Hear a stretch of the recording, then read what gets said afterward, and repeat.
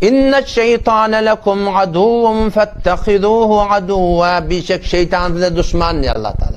Fettehiduhu aduva. Şunu size düşman tutun onu bitir. Şeytan diyorlar kim? Bir iblis var. Cıllardan başlıkları. O Adem-i İslam secde etme yaptırır.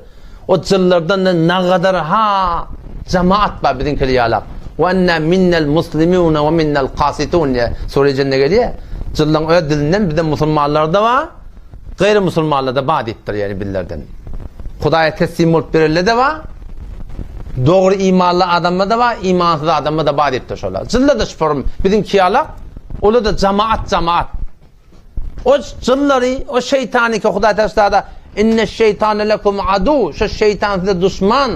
Fettekiduhu aduva diye size düşman tutsun. Bir de ona görümdak. O fakat gösüset diye. Yani başka bir şeytan mı? Şu şeytana beter haberdar olmalı. O hayır şeytan, o insanlığın şeytanları. İnsanlığın şeytanları var. Ve kedalike cealne likulli nebiyyin aduven min şeyatinil insi vel cin. İnsanlığın da şeytanlar var diye Kur'an'da. Cillığın da şeytanlar var diye. Şu şeytanlar Allah'ta düşman tutsunun diye. Yani Sure-i Vennas'ı da geliyor akıyım. Min şerril vesvasil hannas ellezî yuvesvisu fi sudurin nas. O şeytani kename yüreği ettiği kimlerden? Minel cinneti ven nas. Cıllardan mı şeytan ve nas adamlardan mı adetti Huday Teala. Şu adamın şeytanları var. Arada yankı ol Ahmet bin Hamid rahmetullahi aleyhin filminde ben bir böylece gördüm. Onun sonra ol bohlula biri sen şeytanı gördün mü diye da ona. O da gördüm diye. Ha. Sen görecek mi diye ona. Ben görecek diye. Bak aynı ödün o diye sen şeytan diye ona. Şeytan görecek mi diye ödün oraya diktirdi ona. Şeytan adamların şeytanı kim? Şeytana dediği ba'ude Allah'ın rahmetinden daş.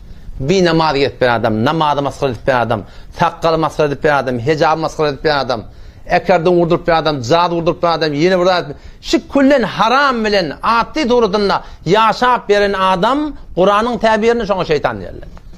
Allah Teala ayetiyor inne şeytane lekum adu. O iblis ki düşman, zıllan şeytanlar şu şeytanlar da bizim aramızda var. Şunu fettehiduhu aduve. Siz de şunu düşman tutsunun deyiptir. Huda için insanla bile muhabbet etmedi. O için Hudaya öyle olmadığı gerekli. Şöyle böyle ne etme oluyor? Düşmanlık etme oluyor. Yoksa din taklap olmuyor. Yoksa iman taklap olmuyor. Yoksa Kur'an'a öyle yaşap olmuyor Müslüman da onun.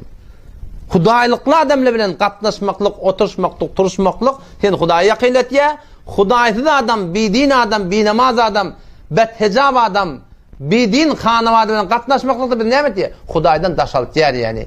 O zaman şu taydan şu Allah Teala'nın ayetlerini biz öz zindagimizde riayet etmek gerek. Huda için muhabbet etmek gerek. Huda için muhabbet, Huda için dostluğunda bir yerdeki ki müşahhas burada ki.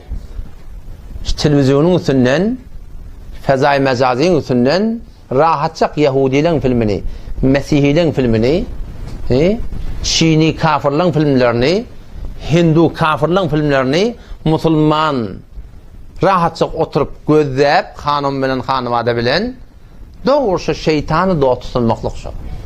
Şu şeytan şu, hiç şek yok şu. İnne şeytane lekum adun. Bir şeytan siz için düşman. Fettehiduhu aduva. Siz için düşman tutun. Düşman tutulmalı. Kıynatıkta bu unkun ozbu hanımada oluptur. Televizyon haram değil. Fezai mezazi de haram değil. Ama halalı da var, haramı da var. Şun halal yerine varıp haram yerine göğlen çekmeli. İnnemâ yed'û hizbehu liyekûnû min ashabis sa'ir. Bir şey, şu şeytanın cemaati, şu şundan çim aladet yer diye liyekûnû min ashabis sa'ir. Takip dedi, cehennemi olmadı şimdi diye çağırttı diye. Bir de şu cehenneme karşılık diye.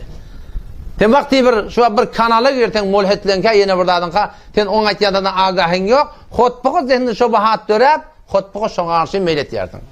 Vakti ki film hay mubtezel guruhaya kanalaya cemaatın içine girten tenini hiç şuna şak etmek etin şolun arasına çıkar olup da eğer tövbe etsen de ne kadar ha vakt sen mehilanda şuna menesatla dolumda ne met ya bilen adamlar da edit veriyor yani.